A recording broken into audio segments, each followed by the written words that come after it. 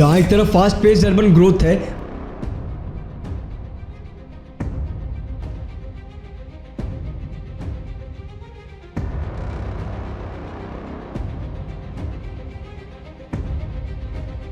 वहीं दूसरी तरफ रूरल डिस्ट्रेस। ये पैराडॉक्स एक यूनिक चैलेंज क्रिएट करता है जो महाराष्ट्र को फेस करना पड़ रहा है। स्टेट में वर्ल्ड क्लास सिटीज़ जैसे मुंबई और पुणे हैं जहां इंफ्रास्ट्रक्चर का लेवल ग्लोबल स्टैंडर्ड तक पहुंच चुका है, पर इसके बावजूद भी महाराष्ट्र में कुछ रीजन्स में अभी भी बेसिक नीड्स जैसे क्लीन वाटर और सस्टेनेबल फार्मिंग सॉल्यूशंस की कमी है। हमें रोज पानी चाहिए, पानी नहीं है हमारे गांव में पानी नहीं है। औरत रोज कुएं में उतरती है, बारिश नहीं हुई है तो रोज जोखिम में जान डालकर पानी निकालती है।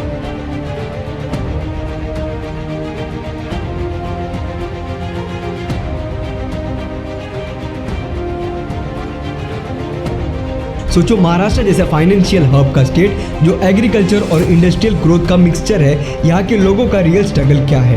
क्या ये मॉडर्न इंफ्रास्ट्रक्चर और मेगा प्रोजेक्ट्स रूरल डिस्ट्रेस को दूर कर पाएंगे? अर्बन डेवलपमेंट और फार्मर्स के इश्यूज के बीच एक कॉम्प्लेक्स बैलेंस बनाना काफी जरूरी है। ये कॉन्फ्लिक्ट महाराष्ट्र के फ्यूचर को डिसाइड करेगा। क्या स्टेट अपनी ग्रोथ और पॉवर्टी को एक साथ बैलेंस कर पाएगा? महाराष्ट्र का टारगेट फाइनेंशियल हब बनने का है, लेकिन एक फाइनेंशियल हब तब तक सस्टेनेबल नहीं हो सकता जब तक फार्मर्स और रूरल इकोनॉमी को इक्वली अपलिफ्ट ना किया जाए। पिछली सरकार ने एग्रीकल्चर को सपोर्ट करने के लिए कुछ इनिशिएटिव्स लिए थे, लेकिन उसके रिजल्ट्स काफ़ी लिमिटेड थे। आप अगर गुजरात को देखें तो उन्होंने अपने इरिगेशन प्रोजेक्ट्स को इंप्रूव करते हुए रूरल एरियाज को सस्टेनेबल ग्रोथ दी है। महाराष्ट्र को गुजरात के जैसे सॉल्यूशंस अडॉप्ट करने की ज़रूरत है, वाटर मैनेजमेंट और क्रॉप इंश्योरेंस स्कीम्स को स्ट्रीमलाइन करके। महाराष्ट्र और तमिलनाडु दोनों ही इंडस्ट्रियल जायंट्स हैं, लेकिन तमिलनाडु ने अपने इंफ्रास्ट्रक्चर को कंसिस्टेंटली रूरल और अर्बन एरियाज के बीच बैलेंस किया हुआ है। उन्होंने मैन्युफैक्चरिंग और आईटी सेक्टर्स को अर्बन एरियाज में डेवलप किया है, पर साथ ही साथ रूरल एजुकेशन और एग्रीकल्चर रिफॉर्म्स को भी प्रायोरिटी दी है। महाराष्ट्र को ये मॉडल अपनाना होगा। अर्बनाइजेशन को सपोर्ट करते हुए रूरल डेवलपमेंट पर फोकस करना होगा, जैसे कि तमिलनाडु ने अपने आईटी और टेक ड्रिवन इकोनॉमी को ग्रो किया है। महाराष्ट्र को भी अपने डिजिटल इंफ्रास्ट्रक्चर को इम्प्रूव करना होगा।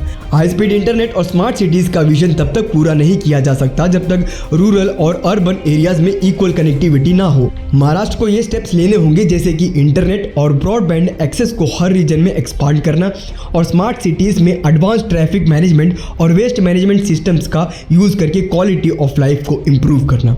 महाराष्ट्र के हेल्थ केयर और एजुकेशन सिस्टम्स को लेकर मेजर रिफॉर्म्स की ज़रूरत है। उत्तर प्रदेश जैसे स्टेट्स में हेल्थ केयर को इम्प्रूव करने के लिए मेजर इन्वेस्टमेंट्स की गई हैं, जबकि महाराष्ट्र का सिस्टम अभी भी रूरल एरियाज में काफ़ी वीक है। इस प्रॉब्लम को आखिर कैसे सॉल्व किया जा सकता है? महाराष्ट्र को हेल्थ और एजुकेशन इंफ्रास्ट्रक्चर को टियर 2 और टियर 3 सिटीज़ में भी एक्सपांड करना होगा, जहां अभी भी एक्सेस की कमी है। महाराष्ट्र के कोस्टल रोड और मेट्रो प्रोजेक्ट्स काफ़ी इंप्रेसिव हैं, पर उनका रियल इम्पैक्ट तब समझना होगा जब ये रूरल और अंडर डेवलप्ड एरियाज तक पहुँच जाएंगे।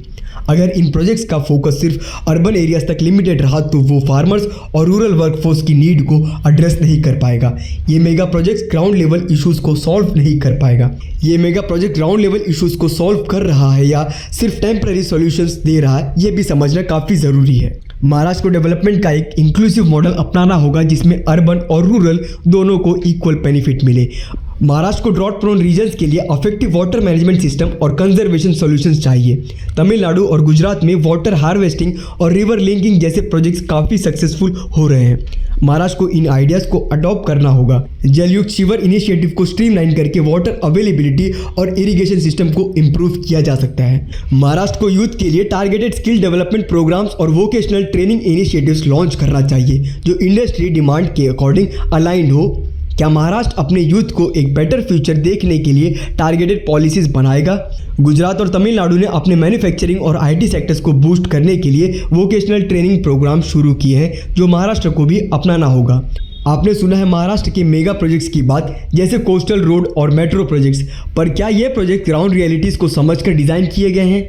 क्या इन प्रोजेक्ट से रूरल डिस्ट्रेस सॉल्व किया जा सकता है या ये सिर्फ अर्बन एरियाज के लिए फायदा पहुंचाएगा? हम बहुत परेशान होता है। वो भी पानी काला की तुम्हारे जैसा वाला तो हाथ भी नहीं लगाता उसमें, इतना गंदा पानी पी रहा।